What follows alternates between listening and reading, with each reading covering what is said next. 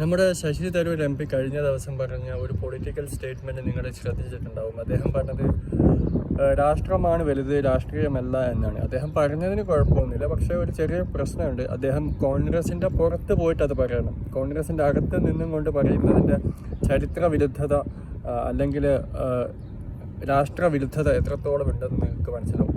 കോൺഗ്രസിൻ്റെ ചരിത്രം വായിക്കുമ്പോൾ നമുക്ക് മനസ്സിലാവും. ഇന്ത്യയുടെ ദേശീയതയോടൊപ്പം സഞ്ചരിക്കുന്ന ഒരു പാർട്ടിയാണ് കോൺഗ്രസ്. ഒരുപാട് കുറ്റവും കുറവൊക്കെ ഉണ്ടാവും.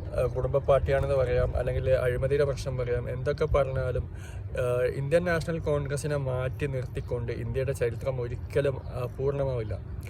ഇന്ത്യയിൽ ജനാധിപത്യ പ്രക്രിയ ആയിക്കോട്ടെ, ഇനിയിപ്പോൾ ഭരണഘടനയുടെ രൂപീകരണമായിക്കോട്ടെ, അതല്ലെങ്കിൽ നാട്ടുരാജ്യങ്ങളെ ലയിപ്പിക്കുന്ന കാര്യത്തിലായിക്കോട്ടെ, ഇന്ത്യയുടെ ഈ ഒരു വളർച്ചയും ഈ ഒരു മുന്നോട്ട് പോക്കും, ഇന്ത്യയുടെ വളർച്ചയുടെ ഓരോ ഘട്ടത്തിലും ഇന്ത്യൻ നാഷണൽ കോൺഗ്രസിന് കൃത്യമായിട്ടുള്ള ഒരു റോളുണ്ട്. ഇന്ദിരാഗാന്ധിയുടെ കാലഘട്ടത്തിൽ ചെറിയ അടിയന്തരാവസ്ഥ പോലെയുള്ള പ്രശ്നങ്ങൾ ഉണ്ടായിട്ടുണ്ട് എങ്കിലും മറ്റ് രാഷ്ട്രീയ പാർട്ടികൾക്ക് ഇടമുണ്ടായത് ഇവിടെ കോൺഗ്രസ് ഉള്ളത് കൊണ്ട് മാത്രമാണ്.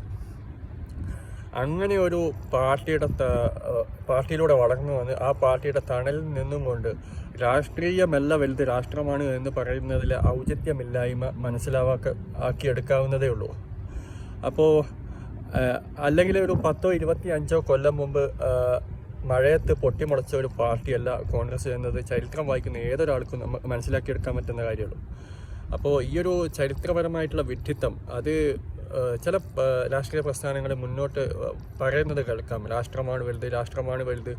അവരൊക്കെ എനിക്ക് തോന്നുന്നത് 10-25 വർഷം മുമ്പ് പൊട്ടിമുളച്ചതാണ്. അവരുടെ പാർട്ടി പോലും ഉണ്ടായത് ഒരു 25 വർഷത്തെ കൂടിപ്പോയാൽ 10-25 വർഷത്തെ പഴക്കം മാത്രമേ ഉണ്ടാവും. കോൺഗ്രസ് ഒരിക്കലും അങ്ങനെയല്ല. എന്തൊക്കെ കുറ്റവും കുറവും നമ്മൾ അടിച്ചാക്ഷേപിച്ചാൽ പോലും കോൺഗ്രസിനെ മാറ്റി നിർത്തി ഇന്ത്യയുടെ ചരിത്രം ഒരിക്കലും പൂർണ്ണമാവില്ല. കോൺഗ്രസ്സാണ് ഇന്ത്യ. കോൺഗ്രസിലൂടെയാണ് ഇന്ത്യ ഉണ്ടായത്. അപ്പോൾ ആ ഒരു ചരിത്രപരമായിട്ടുള്ള സത്യം നമ്മൾ മനസ്സിലാക്കിയേ പറ്റൂ.